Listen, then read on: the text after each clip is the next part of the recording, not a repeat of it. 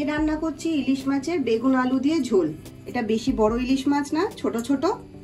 এর মধ্যে আমি এখন নুন আর হলুদ মাখিয়ে নেব। হাফ চামচ মতো নুন দিয়ে দিচ্ছি আর হাফ চামচ মতো হলুদ দিয়ে দিচ্ছি। এবার আমি হাত দিয়ে ভালো করে মাছের নুন হলুদ মাখিয়ে নেব। আমি এখন কড়াইতে সর্ষের তেল গরম করতে বসিয়ে দেবো।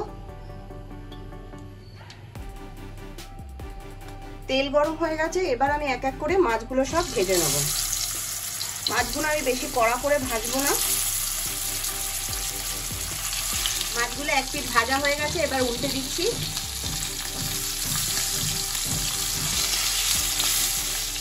মাছগুলো ভাজা হয়ে গেছে, বেশি কড়া করে ভাজিনি, এরকম হালকা হালকা করে ভাজা হয়েছে। কেন ঝোলের মাছ বেশি কড়া করে ভাজলে ভাল লাগে না।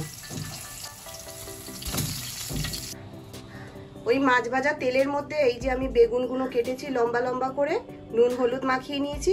এবার আমি এই তেলে ভেজে নেব।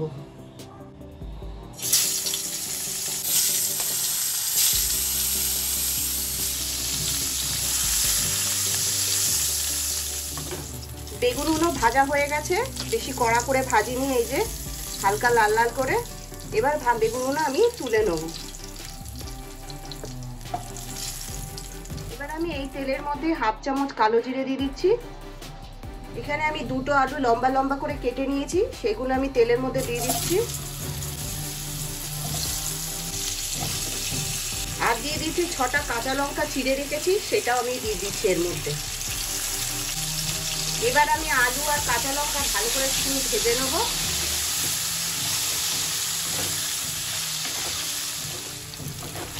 আলু কাঁচা লঙ্কা এগুলো সব ভাজা হয়ে গেছে, এরকম হালকা লাল লাল করে। এবার আমি এর মধ্যে মশলাগুলো দেবো।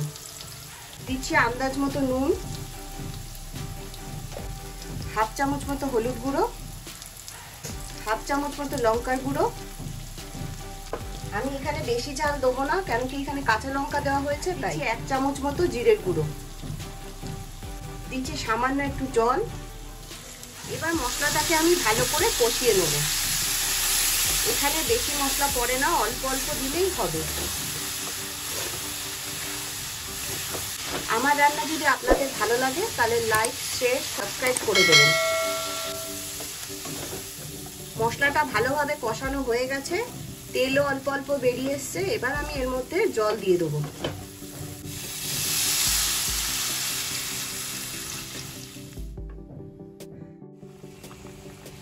এখানে ঝোলটা ফুটে গেছে, এবার আমি এর মধ্যে বেগুনটা দিয়ে দেবো। এই ভাজা বেগুনগুলো আমি এর মধ্যে দিয়ে দিচ্ছি। এবার আমি চাপা দিয়ে মিডিয়াম ফ্লেমে 10 মিনিটের জন্য ঝোলটা আমি হতে দেবো, যাতে আলুটাও সিদ্ধ হয়ে যায়। আলু কিছুটা সিদ্ধ হয়ে গেছে, এবার আমি এর মধ্যে মাছগুলো দিয়ে দিচ্ছি। এবার আবার আমি 10 মিনিটের জন্য মাছগুলোকে সিদ্ধ হতে দেবো মিডিয়াম ফ্লেমে। ইলিশ মাছের ঝোল রেডি হয়ে গেছে, বেশি ঝোল রাখিনি, অল্প অল্প ঝোল আছে। এবার এটাকে আমি নামিয়ে নিচ্ছি।